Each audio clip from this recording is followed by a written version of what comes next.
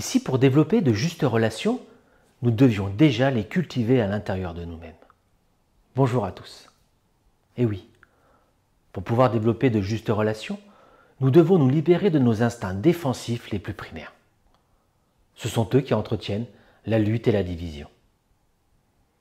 Nous avons déjà eu l'occasion, lors de précédentes vidéos, d'évoquer l'aspect duel de l'humain.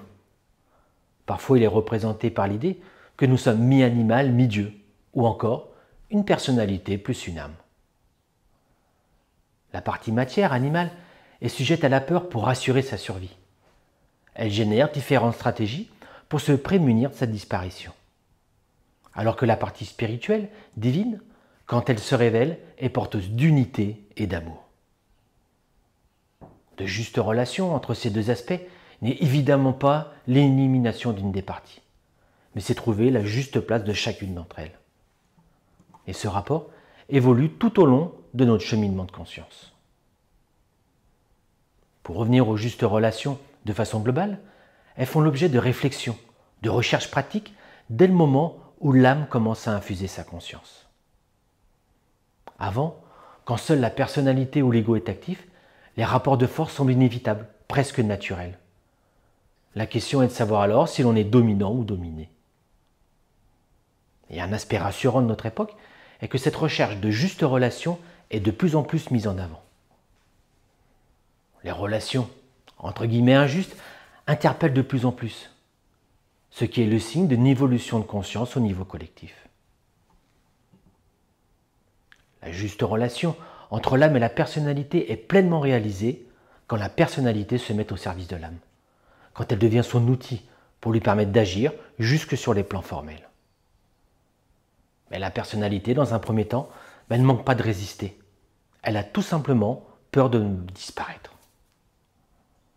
Et la juste relation entre l'individu et le collectif, symbole élargi de la personnalité et de l'âme, est réalisée quand l'individu sert le collectif en offrant ses qualités.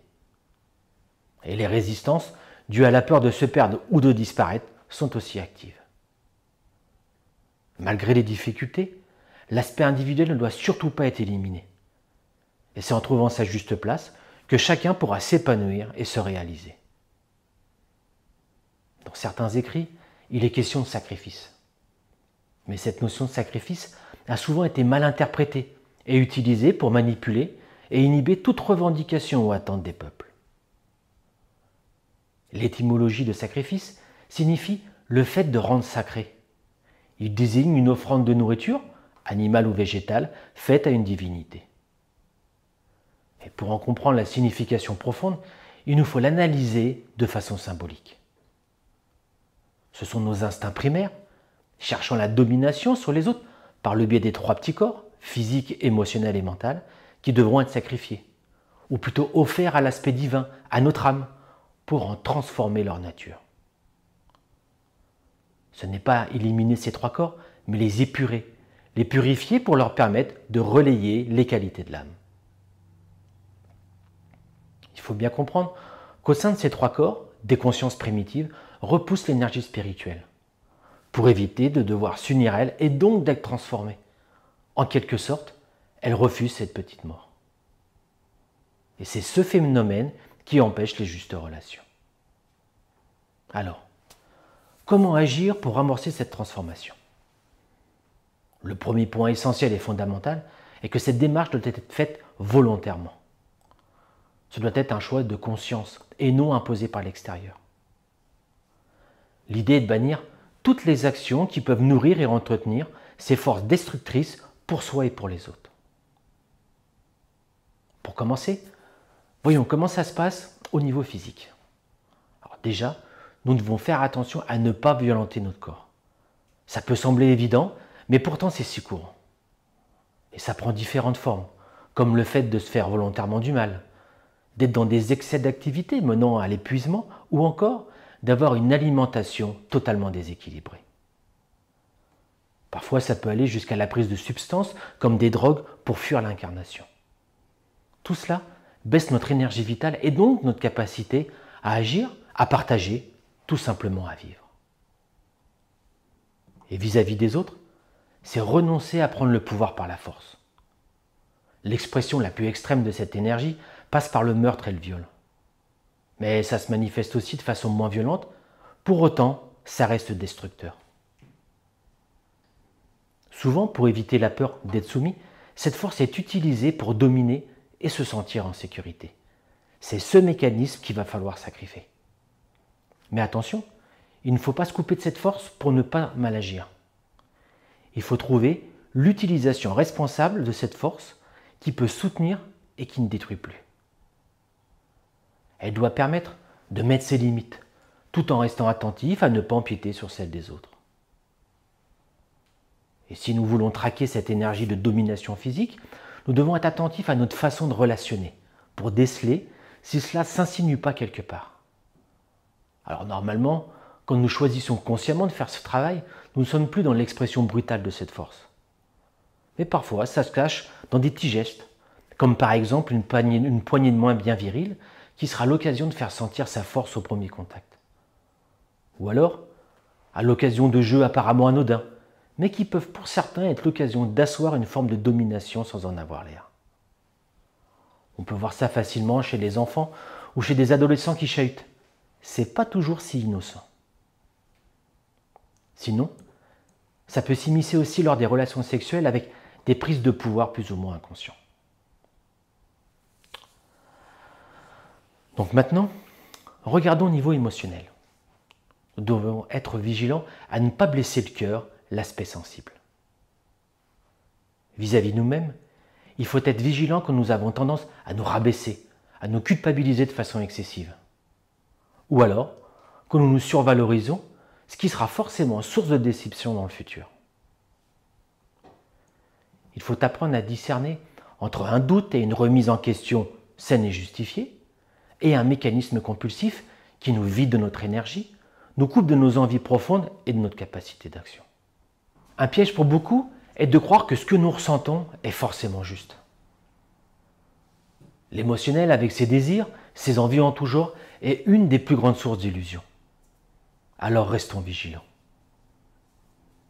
Et vis-à-vis des autres, c'est avant tout renoncer à blesser l'autre au niveau du cœur ou à rabaisser son estime de soi. C'est une autre forme de prise de pouvoir qui affaiblit l'autre en le laissant petit et parfois même dépendant.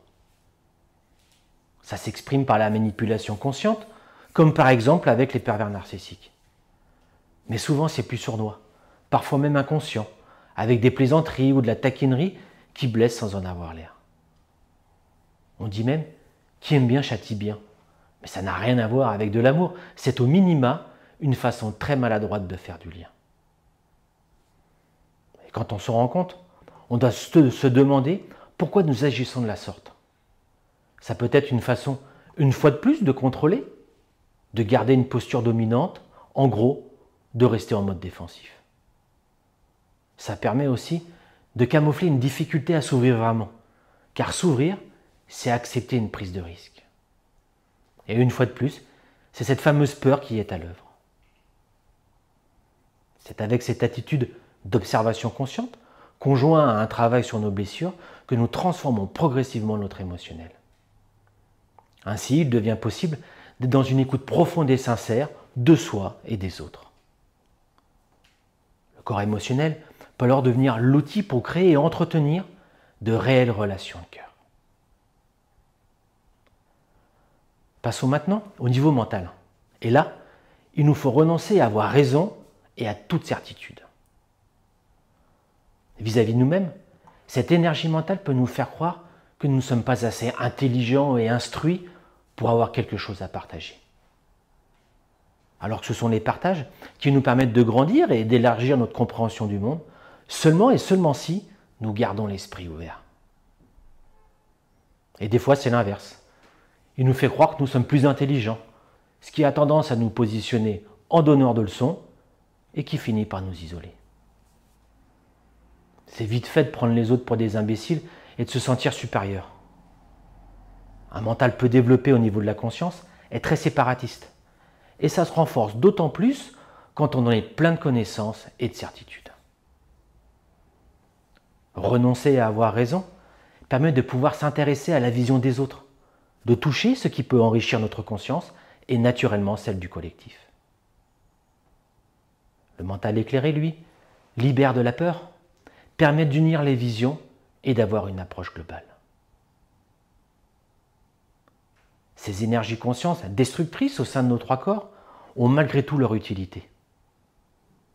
Elles nous poussent à choisir consciemment entre la division, source de destruction, et l'union, source d'harmonie.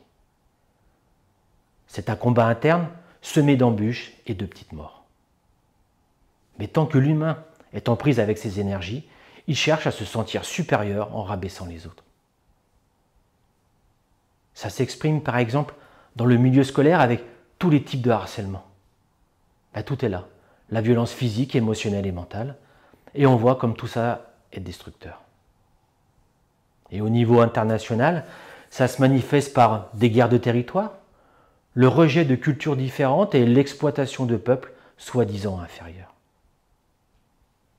C'est quand nous dirons stop à ces mécanismes que les trois petits corps pourront enfin jouer leur véritable rôle. Le corps mental pourra alors devenir l'aspect créateur de cette vision unitaire et inclusive. Le corps émotionnel pourra être le liant collectif, le porte-parole de l'âme. Quant au corps physique, il pourra apporter son énergie pour construire et matérialiser ce nouveau monde plus juste. Pour poursuivre et finir ce travail d'introspection, nous pouvons observer notre façon d'agir dans les trois grands domaines que sont l'argent, la sexualité et la loi. Ces trois thèmes sont aussi reliés aux justes relations et symboliquement à nos trois corps. Et en fonction de notre cheminement de conscience, notre rapport à eux évolue. Et chaque étape a sa raison d'être au sein du parcours évolutif. Là, la proposition est d'observer si nos actes correspondent à l'idée que nous nous faisons de nous-mêmes et de nos valeurs. Pour commencer, l'argent est symboliquement relié au corps physique et à l'énergie éthérique. C'est l'énergie qui permet de construire, de partager ou de dominer. Elle permet de jouir de la vie, mais parfois au détriment des autres. Alors comment nous gagnons notre argent et comment nous le dépensons parle de nous. À chacun d'observer s'il est en accord avec lui-même. La sexualité, elle, est reliée symboliquement au corps émotionnel avec l'union des corps, mais ce n'est qu'un aspect de la grande loi des sexes. Cette grande loi se rapporte aux relations entre polarités, comme par exemple la personnalité et l'âme, ou moi et les autres, mais aussi plus simplement entre hommes et femmes, entre adultes et enfants et toutes les autres. Alors, sommes-nous en accord avec notre façon de relationner et d'échanger avec les autres? Y a-t-il des prises de pouvoir, de la compétition ou plutôt de la coopération, du soutien mutuel? Et là encore, voyez si vous êtes en accord avec vous-même. Quant aux lois, elles sont reliées symboliquement au corps mental. Nous devons choisir celles que nous reconnaissons. La loi du plus fort et celles qui en découlent avec leurs privilèges, ou plutôt les lois respectueuses du collectif, garantes de l'unité et de l'équité. Et si on observe bien, en fonction des domaines de la vie, on peut être dans certaines contradictions. Comme par exemple, rejeter tout traitement de faveur, de passe-droit pour les puissants et les politiques, et s'octroyer dans le même temps quelques privilèges dans un cadre professionnel, associatif ou même au sein de sa famille. Ou encore, être profondément contre toute forme de dictature et se voir parfois vouloir imposer ses idées. La recherche de cohérence est très exigeante. Elle demande beaucoup de discernement. Mais c'est une façon de participer à l'émergence des justes relations en soi et avec les autres.